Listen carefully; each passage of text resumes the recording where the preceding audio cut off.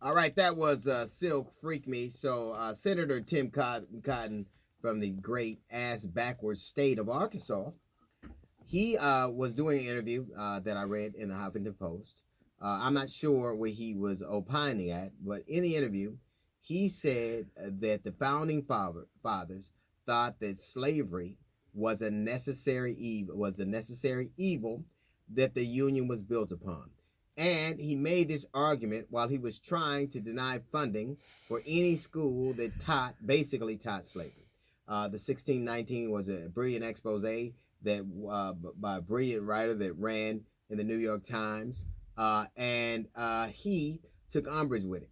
And he was opining that slavery was a necessary evil that the founding fathers that the nation was built upon, which means, guess what, ladies and gentlemen? At one point, Black lives mattered a lot. Black lives mattered so much that people were willing to kill for it, to rape for it, to steal for it, to go to war for it. Now, Senator Tim Cotton, who his name being bantered about as a presidential hopeful in 2024, made this out loud. He basically was opining about the founding fathers and that they had this great plan that one day slavery would be abolished. If that is true, then why did it take hundreds of thousands of lives, myriads of the nation's treasure, money, all of that? If that were true, then why did all that have to happen? And why is it that the very people who want us to move on from slavery fight to keep the statues and monuments to men who fought to keep it?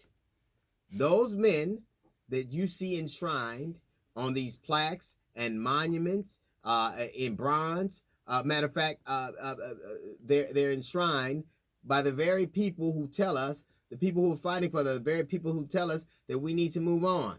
That slavery is a long gone, a bygone era, that it is over. But you want to keep the monuments and plaques and statues to men who did far worse. It is amazing to me. And then they talk about how long ago it was. The last Confederate statue, was in, I think, 1996. It was to William Bedford Forrest. It was in right outside of Nashville. And his only saving grace, the reason he got such a statue, was because he killed 400 unarmed black soldiers who were surrendering at Fort Pillow. Why is it all the time that you have these revisionist history writers who get angry at trying to tell history? The problem in America is that Google and our history, as we're told, can't exist together. They can't exist in the same space because one is bullshitting. The bottom line is that incredibly brutal men decided to enslave a group of people and use them for their purposes. And when that was done, they continue to systematically oppress them and murder them. And then they wanted to pretend like nothing ever happened, except that we have these mementos of all the things that actually did happen. Right now, the very people who right now agree with Tim Cotton that this nation was built on the necessary evil of slavery do not believe Black Lives Matter now. I bet you what, when this nation was getting built, they didn't want all lives matter. They didn't want all lives, just ours. It is built on black people. And let me say this. If you know that the founding fathers built this nation on necessary evil, why wouldn't you want to do everything you can to make up for it? Why wouldn't you say, I'm sorry? Why wouldn't you want to give people of that evil, the descendants of the evil, reparations? Why wouldn't you do it?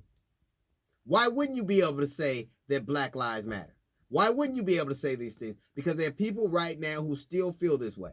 And you could call the founding fathers great and you could extol their virtues. But if you have decided that this is a necessary evil, well, let me tell you something. Evil is as evil does. All right, there's a little note from the GED section. We got the Jazz Report coming up in 15 minutes. It's the D.L. Hughley Show.